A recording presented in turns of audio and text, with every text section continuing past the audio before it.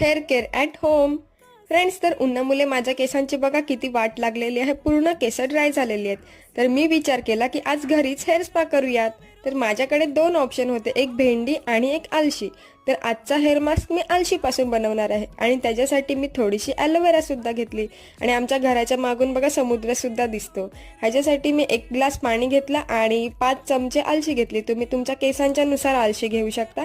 आणि त्याच्यामध्ये 1 ग्लास पाणी टाकायचं आणि फ्रेश ॲलोवेरा जेल सुद्धा ऍड करायची आणि मग लो फ्लेमवर 10 मिनिटं असंच शिजवायचं.